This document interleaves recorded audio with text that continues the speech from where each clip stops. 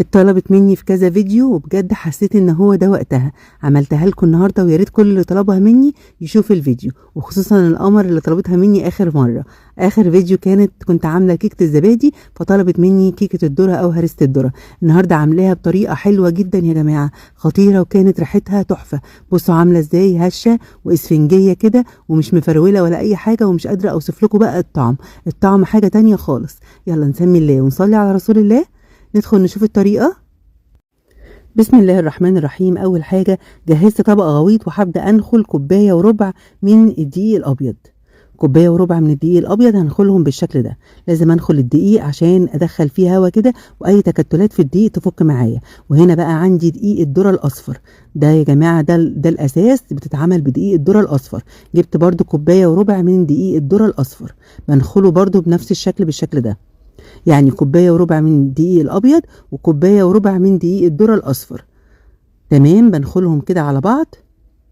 بعد ما نخلت الدقيق كده الأصفر والأبيض، لازم الاتنين يبقوا قد بعض عشان ما تطلعش معايا مفرولة وما تشرقش كمان، يعني ما نحطش دقيق الذرة بكمية أكبر.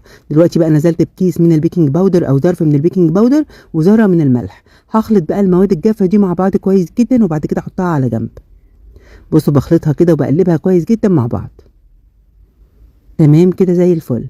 جبت بقى شفشق الخلاط، وهبدأ انزل في الخلاط بتاعي ب3 حبات من البيض، والبيض طبعا يكون بدرجة حرارة المطبخ. هنزل عليهم بقى بظرف كده او كيس من فانيليا البرتقال، وده يا جماعه بجد حاجه حلوه جدا، بيخلي لي الطعم كده كاني حاطه برتقال، وطعمها حلو جدا وريحتها كانت خطيره. هنزل كمان عليهم بكوبايه من السكر، علبه من الزبادي او 3 معالق كبار من الزبادي. علبه الزبادي دي بتخليها لي هشه، وتخليها لي طعمها حلو جدا. وبعدين هنزل كمان بكوبايه الا ربع من الزيت. تقدري تحطي سمنه على زيت او زبده على زيت، انا بستخدم زيت بس. نفس الكوبايه اللي عايرتي بيها الزيت بنزل كده بكوبايه من الحليب. تقدري تستبدلي كوبايه الحليب دي بعصير برتقان، وهتبقى حلوه جدا. هضرب بقى المكونات دي مع بعض كده مره واثنين وثلاثه، لغايه كده ما احس ان السكر داب، وكمان المكونات كلها كده دابت مع بعضها. هنزل بقى بكل سوائل على الدقيق بتاعي بالشكل ده. تمام، هبدأ بقى اقلب كل المكونات مع بعض كده بالمضرب السلك العادي، كلها كده اقلبها مع بعض واخلطها مع بعض، واقلبها مع بعض في اتجاه واحد بالشكل ده. مش قادره اوصف لكم ريحتها عامل ازاي، ريحتها حلوه جدا، ريحه فانيليا البرتقال وعلبه الزبادي مع بقيه المكونات يا جماعه مخليها بجد حلوه قوي. سكرها مظبوط وكل حاجه فيها حلوه جدا. ده بيبقى قوامها، يعني قوامها مش بيبقى تقيل، قوامها بيبقى بالشكل ده عشان تطلع هشه وخفيفه معاكي. جبت بقى قالب البايركس، القالب الحجم الوسط، دهنته كده معلقه من الزبده، وهبدا انزل كده بكل الكيكه بتاعتي. بصوا قوامها عامل ازاي. هنزل كده بكل الكيكه بتاعتي بالشكل ده، يا دوبك بس دهنتها دهنه بس بالزبده. ممكن تستبدلي اي قالب بايركس بصينيه مقاس 26، يعني المقادير بتاعتي دي مناسبه جدا لصينيه مقاس 26. بعد ما نزلت الكيكه كلها كده، هبدا بخله الشيشه ووك كده، امرر عليها خله الشيشه ووك بالطول وبالعرض بالشكل ده، علشان الوش الكيكه بتاعتي ما تشققش. بعد ما اخلص بقى الحركه دي، هدخلها فرن ساخن على درجه حراره 180 لمده 45 دقيقه بالظبط. بتطلع معايا بالشكل الخطير ده. بصوا لونها عامل ازاي، لونها من فوق زي من تحت، حلوه جدا يا جماعه. وكانت ريحتها في الفرن بجد كاني عاملاها بالبرتقال، يعني فانيليا البرتقال دي بجد حاجه ناجحه جدا، حلوه قوي.